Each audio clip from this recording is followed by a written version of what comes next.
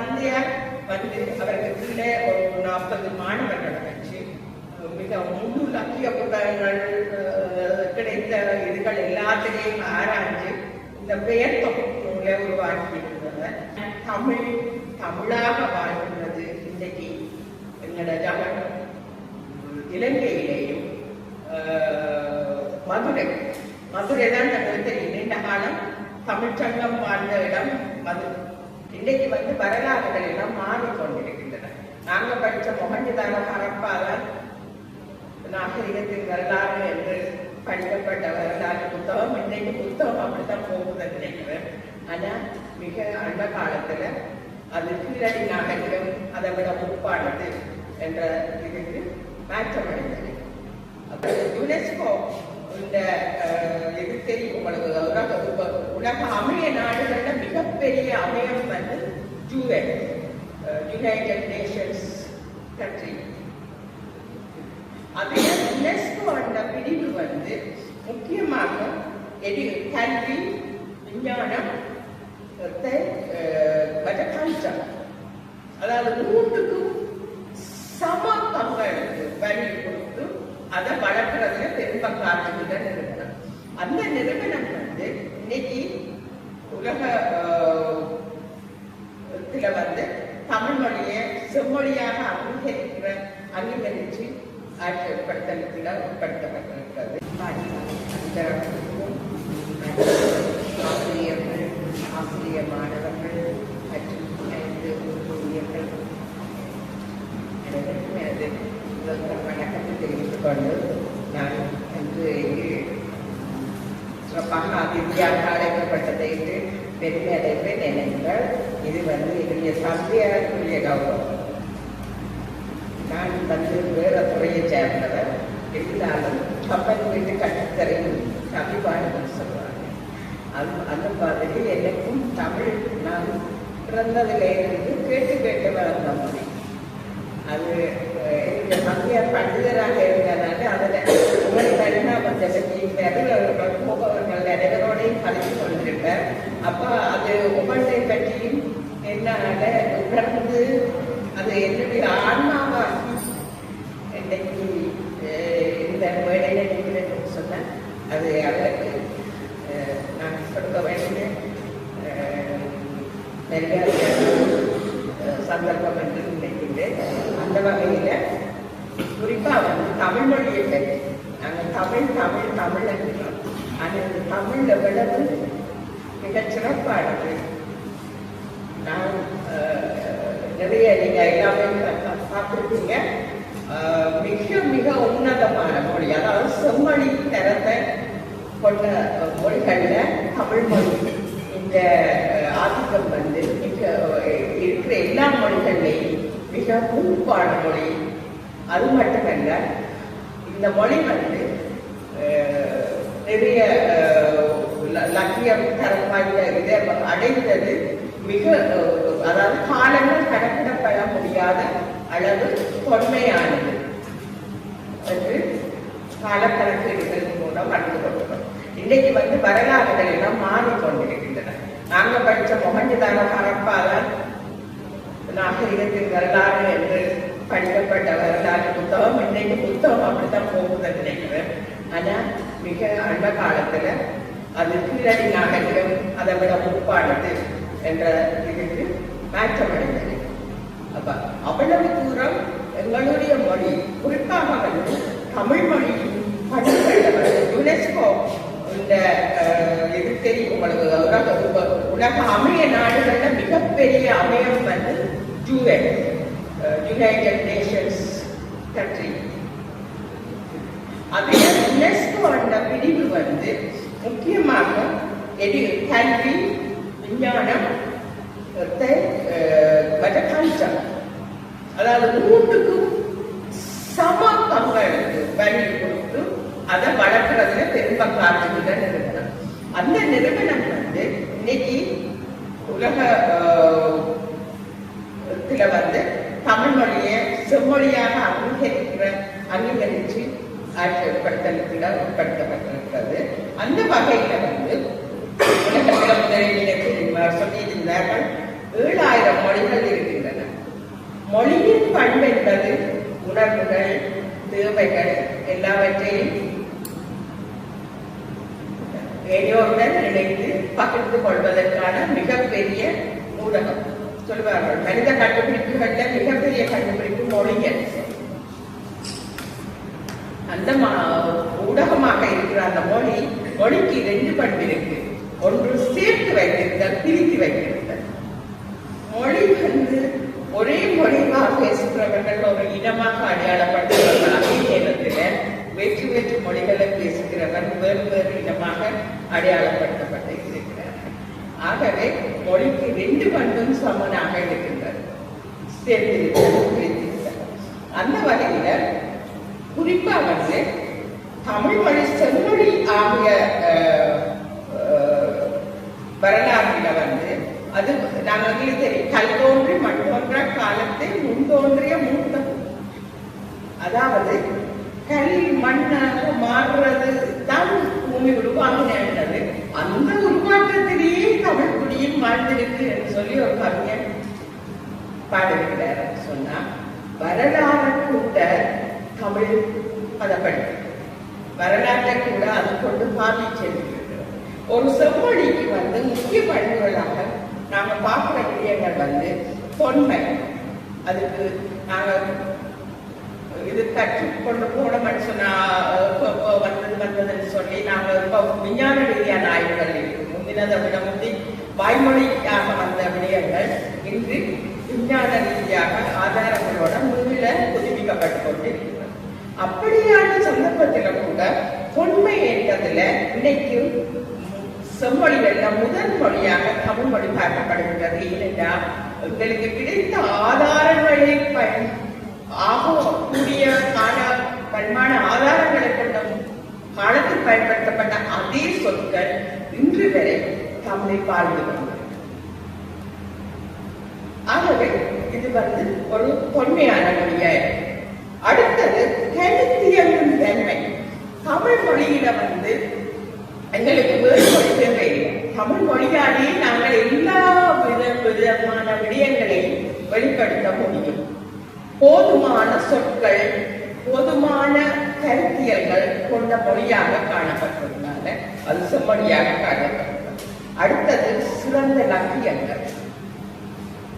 தமிழ் மொழியில சொல்லப்பட்ட இலக்கியங்கள் மாதிரி வேறு எந்த மொழியிலேயும் பல இலக்கியங்களும் இல்லை.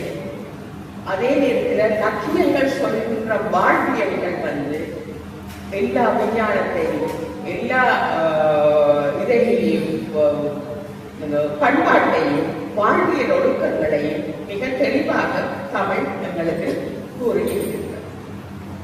சிறப்பாக நாங்கள் தொல்காப்பியம் தான் எங்களுக்கு முதல் கிடைச்ச இலக்கண நூல். அதிலேயே தொல்காப்பியம் அரங்கேற்றப்பட்டது, வெளியிடப்பட்டது என்றது செய்தி இருக்கிறது. அதை விட அந்த நூல் தொல்காப்பியம் சொல்லதிகாரம்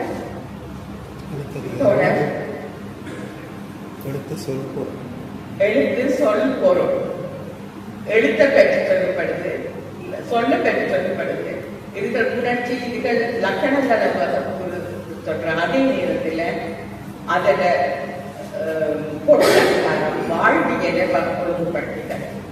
தொல்காப்பியமே ஒரு ஆய்வு நூலாக கருதப்பட்டது. ஏனென்றால் அவர் சொல்லியிருக்கிற பல சந்தர்ப்பங்கள்ல முன் சொன்னார் அதன் என்று சொல்லுகின்றனர். அப்ப அவருக்கு முன்னுக்கு மொழி ஒரு நாள்ல வளர்ந்து அழகு வர்றதில்லை, குழந்தை மாதிரி தான் அது. அப்ப அவருடைய காலத்திலேயே தொல்காப்பியம் என்பது பொதுமொழி காலம், அதாவது கிறிஸ்து அழித்த காலம் என்று கருதப்படுகிறது. அது முன்னாடி ஒரு நூற்றாண்டுகள் வரை முந்தியதாக இருக்கலாம் என்று எதிர்பார்க்கப்படுகிறது. அவர் சொல்ற காலத்திலேயே அது ஒரு ஆய்வு நூலாக, ஒரு அரங்கேறு ஏற்றப்பட்ட ஒரு நூலாக பார்க்கப்படுகின்றார். அவருக்கு முதல் அது சொல்லப்படுவதற்கு எவ்வளவோ காலம் அது தடம் பதித்து வந்திருக்கிறது.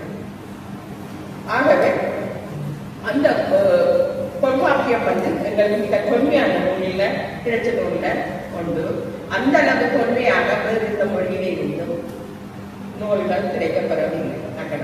மற்ற நூல்கள் எல்லாம் நாங்கள் பார்த்தோம்னு சொன்னா காலப்பகுதி மற்ற மொழிகள்ல சொல்ல முடியல. அடுத்தது தாய்மை பண்பு மொழி. செம்மொழியில தாய்மை பண்பு என்பது அந்த மொழி தன மொழிகளை ஈற்றிருக்க வேண்டும். தமிழில் இருந்து நிறைய திராவிட குடும்ப மொழிகள் எல்லாம் அநேகமாக எதிர்பார்க்கப்படுகிற இந்த தமிழ் தான் தாய்மொழி. உதாரணத்துக்கு மலையாளம் என்று சொல்லப்படுகிற மொழி, அது எங்களுக்கு சேர நாட்டினுடைய தமிழ் மொழி மாற்றமடைந்தது சமஸ்கிருதத்தோட. அது ஒரு குறிப்பிட்ட காலப்பகுதி அதை இருக்கிறது தமிழ். தெலுங்கு மொழி, திராவிட குடும்ப மொழிகள்ல பல மொழிகளுக்கு மூல மொழியாக காணப்பட்டது தமிழ் மொழி. இதுதான் தாய்மைப்பட்டு, அதாவது மொழிக்கு தாய்மைப்பட்டு இருக்கிறது. ஏன்னா மொழி மாற்றம் அடையும் என்பதை தெளிவாக கூறுவதற்காக தான் இந்த கருப்பொருள் உருவாக்கப்பட்டிருக்கு செம்மொழிகள். அடுத்தது பிலோசபிக்கல், அதாவது முக்காலத்துக்கு பொருத்தமான பொருள்களை வெளிப்படுத்தக்கூடிய திறமை இருக்க வேண்டும் செம்மொழி.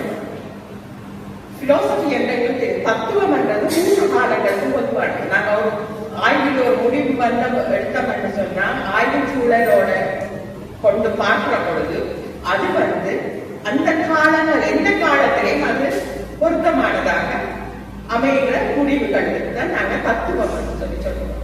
நான் நினைக்கிறேன் நீங்க எல்லாரும் நல்லா செய்திருப்பீங்க, உங்களுக்கு என்னை விட கூட தெரியும் டீச்சர்ஸுக்கு.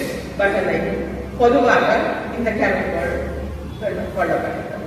தத்துவம் அதாவது தமிழ்ல சொல்லப்பட்ட நீங்க எந்த காலத்து பொருள் இது எடுத்தாலும் அது இந்த காலத்துக்கும் அது பொருள்.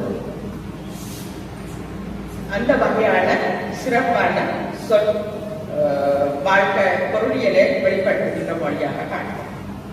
அடுத்தது எந்த மொழியில காரண அறிய தொடர் தமிழில் இருப்பது மாதிரி வேறு எதுவுமே இல்லை. வேற எந்த மொழி காற்றுக்கு நாங்க மெதுவாக வீசினா தென்று,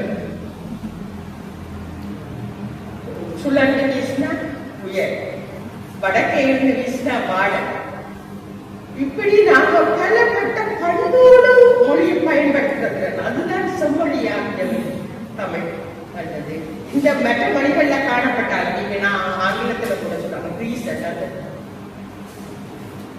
அப்படி பாதிக்கப்பட்டிருந்தாலும் தமிழ் மொழிக்கு அது ஒரு பெரிய பரப்பளவை கொண்டது. காரண தொடர்புகளோட காணப்படுகின்ற பொழுதும் அது சொல் பலத்தாலேயும் பெற்றாத பண்பை கொண்டதாக காணப்படும்.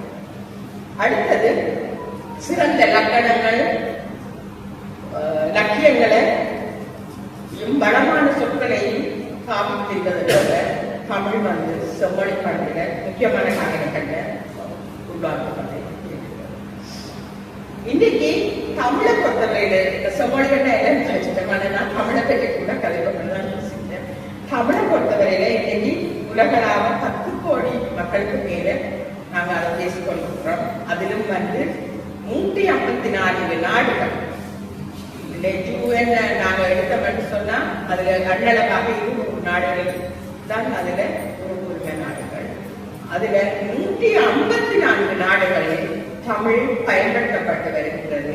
அதுல தமிழ் பயன்படுத்தப்படையில வேற வேற குடும்பங்கள் சின்ன சின்ன மாற்றங்களும் அவர்களுடைய அயல்மொழி கலப்புகளால் ஏற்பட்ட ஒரு வாழ்ந்து கொண்டிருக்கிறது.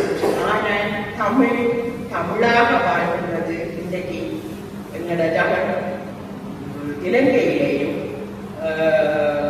மதுரை தான் தங்களுக்கு தெரியும். நீண்ட காலம் தமிழ்ச்சங்கம் வாழ்ந்த இடம்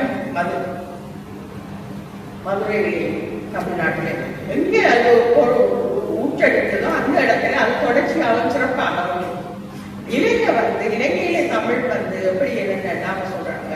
இலங்கை லெமூரியா கண்டம் குமரி கண்டம் காண்டது ஒரு விண்கல் நட்சத்திரம் கொண்டு மோதிய பிரதேசத்தால அதை தாண்டு சில துண்டுகள் மேலடுங்கி இருந்த பொழுது அதுல மேலடுங்கிய துண்டுகள்ல இலங்கை துண்டுல வடபகுதி மற்றும் காண்டம் உச்ச பகுதி தமிழ்நாட்டுல எச்சங்கள் இருக்கிற பிரதேசங்களையும் தமிழ் இன்னைக்கு தடம் பதிக்கிறோம். நாங்கள் தமிழை தேடினா அதோட உருவாக்கம் இங்கே தான் இருக்கு. நாங்கள் இன்று வரை அது குறிப்பாக யாழ்ப்பாண தமிழர்கள் பாதிக்கிற தமிழ் சொற்கள்ல பல லட்சிய காலத்துக்கு உட்பட்ட சொற்கள், கம்பராமாயணம், துணித்தல், அப்படி நிறைய சொற்கள் இருக்கு. இன்னைக்கு நாங்கள் அதை சாதாரணமாக மிக மொழியில இயல்பாக பயன்படுத்தி கொண்டிருக்கிறோம். ஆகவே எங்களுக்கு எவ்வளவு தூரம் வளர்ந்த ஒரு மொழி இன்னைக்கு மிக அன்ன காலங்கள்ல தொழில்நுட்ப வளர்ச்சியின் பேர்ல நாங்க மிக எங்களுடைய கல்வி திட்டங்களும் கல்வி முறைகளும் நாங்க ஆங்கிலேய கல்வி உட்பட்டு போகிறதால எங்களுடைய அடையாளங்களை இழந்து எங்களுடைய மொழியின் ஆற்றல் இதுகளை கைவிட்டு நாங்க ஒரு சிதைவடைகிற நிலையில காண வாழ்ந்து கொண்டிருக்கிறோம். நாங்க எங்களுடைய அடுத்த தலைமுறைக்கு தமிழாக கடத்தி கொள்வது மாத்திரமில்லை, தமிழை நாங்க முறையாக நாங்கள் தொல்காப்பியம் கலைப்போம். அந்த தொல்காப்பியத்தை பற்றி தெரிஞ்சது 10-15 நான் அதுல ஆழமான புறமை அந்த நாங்க சில பேர் புத்தகத்தையே பார்த்துக்க மாட்டோம். ஆனா அதுல சொல்லப்பட்ட நிறைய விடயங்கள் எங்களுக்குரிய வாழ்வியல் நாளான வாழ்வியலை சமப்படுத்துவதற்காக முன்னரே சொல்லப்பட்டிருக்குது. நாங்க அதை பற்றி நடந்து கொண்டிருந்தாலே எங்களுடைய வாழ்க்கை மிகச் சிறப்பாக அந்த மாதிரியான ஒரு சூழ்நிலையில நாங்கள் இன்னைக்கு தமிழ் மொழி அதாவது உருவாகிய இடத்திலேயே சிதைவடைகிற ஒரு நிலைக்கு போய்கொண்டிருக்கிறோம். ஆகவே நாங்கள் திரும்பவும் எங்களோட மொழியை அழகாக அடுத்தடுத்த தலைமுறைகளுக்கு கடத்த வேண்டும் என்றதுல முக்கிய கருத்து கொண்டிருக்க வேண்டும். அந்த வகையில இந்த குறிப்பாக எங்களோட அப்பா சொல்லுவார், அப்பாட நான் நினைக்கிற பேர் யாரும் சொன்னது எனக்கு தெரியாது, ஆளாத மொழி வாழாத மொழி. ஆளாத மொழி என்று சொன்னா குறிப்பா மொழி கையாளப்பட வேண்டும். அது பழக்க கையாள பயன்படுத்தத்தான் அது வாழ்ந்து கொண்டிருக்கும், சிறப்பட வேண்டும். அதே போல மொழிக்கு ஆட்சி வரும், ஆட்சி மொழியாக மொழி இருக்கும். அந்த நேரம் தான் அதுக்கு தவறு இருக்கும், கரவண தன்மை இருக்கும். அதை கம்பல், அதாவது நாங்க இறுக்கமாக அதை நாங்க செயல்படுத்தக்கூடியது. அந்த ரெட்டை அர்த்தத்துல தான் அப்பா சொல்லுவார், ஆளாத மொழி வாழாது, ஆளாத மொழி சொல்லி அமைச்சர் கவலைகள் ஒன்றாக காணப்பட்டது. இந்த மொழிக்கு சரியான அங்கீகாரம் உலகளாவிய ரீதியா கிடைக்கணும். இந்த மொழி இல்லாத பரவ வேண்டும். அந்த அர்த்தத்துலதான் அவர் தமிழ் பண்டிதராக காணப்பட்டதுனால குறிப்பா மொழி சிதைவடைந்து கொண்டு போகுது. பிள்ளைகளுக்கு பேரிடுதல்ல மேல பேருக்கு தெரியும். நாங்க பேரிடையில எங்களோட மொழியில உள்ள இனிமையான வெள்ளக்காரன் 19 என்று வைப்பான் பேர். அவன் 19 பேர் வச்சா அதுக்கு ஒரு அர்த்தம் இருக்குது. அவன் நம்ம ஒரு இனிய பறவையை பேர். அதே போல நாங்கள் என்ன செய்யறோம் என்றால் எழுத்து கூட்டுறது அர்த்தமில்லாத எழுத்து கூட்டங்களாக தான் பேர் வைக்கிறோம். இன்னைக்கு ஷாஷி என்னத்தில் பேர் வைக்கிறோம்னே எனக்கு என்ன தெரிகிறது இல்லை. நான் இந்த துறையில வேலை செய்யறேன், நான் பேர்கள் வச்சு சமர்ப்பேன். அப்ப பார்த்து கொண்டு போவீங்களா அந்த மொழி படிச்ச சமூகத்தில் இல்லை, படிக்காதவர்கள் மட்டும் இல்லை, படித்தவர்கள் கூட தங்களோட பிள்ளைகள் படித்தவர்கள் என்று சொல்லுவோம் அடையாளப்படுத்தப்படுகிறவர்கள் கூட தங்களுடைய பிள்ளைகளுக்கு வேறு இதெல்லாம் சரியான கவனம் செலுத்துதல்ல குறைவாக காட்டுகிறது.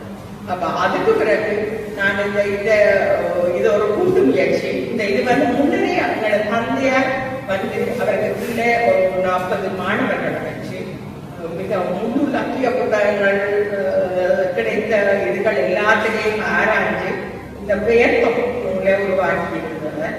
அவர் எனக்கு இன்னொரு அப்பாட அவர் வாழ்க்கையில விட்டு சென்ற ஒரு பணியில மிக சிறப்பாக செயல்பட்டுக்கான அடையாளம் அந்த 40 மாணவர்களை நான் வேற வேற சந்தர்ப்பங்களை சந்திக்கக்கூடிய வாய்ப்பு இருந்தது. அவர்களிடம் இருந்த தமிழ் புலமை அவ்வளவு சிறப்பாக காணப்பட்டது. தமிழை பயன்படுத்தின விதம், சொல்லாட்சி, அந்த அவர்களால் இன்னைக்கும் அவையிலான மரபு கவிதைகள் கூட சிறப்பாக எளிமையாக சொல்லக்கூடிய அளவில் வளர்ந்திருந்தார்கள். அந்த ஒரு பெரிய பணி ஒன்றை செய்திருக்கிறார். அந்த சந்தோஷம். அந்த மாணவர்கள் இந்த உருவாக்கத்திலேயே பெரிய பங்காற்றினார்கள். ஒரு நாள்ல வேற இயலாது. 46,000 சொற்களை தேடி எடுத்து அதோட பொருளோட பார்த்து நினைக்கிறதுன்றது பெரிய வேலை. ஒவ்வொரு பிள்ளைகளுக்கும் ஒவ்வொரு இதை கொடுத்து ஒவ்வொரு பிள்ளைகளும் ஒவ்வொரு புத்தகத்தை பொருட்படுத்தி வாசிச்சு அதுல விதடித்து பிறகு தந்தையாருக்கு முந்தியே அவருடைய ஒரு அனுபவம் அகராதி தவிர்த்திருந்தார். கொழும்பு பல்கலைக்கழகம் ஒரு அகராதி செய்த பொழுது அவர் இளைஞனாக இருந்த பண்டிதர்கள் முடிச்சு போயிருந்தவர். அந்த 23-24 போயில அந்த அகராதி ஒரு அனுபவம் இருந்தது. அதை வைத்துக்கொண்டு அவர் இதை மிக குறுகிய காலத்தில் தான் அந்த காலத்துல சிறப்பாக மாணவர்களை பயன்படுத்தி செய்து முடிச்சிருந்தவர். ஆனால் பிறகு இது முழுமையாக அமல்படுத்த முடியும். நம்ம போயிட்டு இருந்தது. அப்போ அதை தமிழமுதம் என்ற குழுவால நாங்கள் திருப்பி நுழைப்பதற்கு செய்து அதை இன்றைக்கு தமிழ் பேரிடர் என்ற இதுக்காக நாங்கள் எல்லாருக்கும் கையளித்து கொண்டிருக்கிறோம். இதுல 46,000 தமிழ் சொற்கள் இருக்கின்றன, தமிழ் பெயர்கள் இருக்கின்றன, ஆண் பெயர், பெண் பெயர் எல்லாம் இருக்கிறது. இதுகளுக்கு அர்த்தம் இருந்தாலும் அர்த்தங்கள் இதன் ஒரு அடுத்தடுத்த பதிப்புகள் என்பது நாங்கள் இதில் இன்னொரு படி கூடி கூட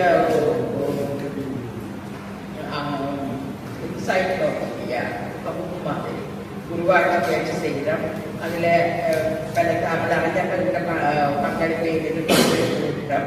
ஆனா இந்த நூல் தமிழ் பெயர் தொகுப்பு இருக்கிறதுனால இதுல நீங்க அனைவரும் பிள்ளைகளை சந்திக்கிறவர்கள், அடுத்தடுத்த தலைமுறைகளுக்கு வழிகாட்டிகளாக வாழ்கின்றவர்கள்.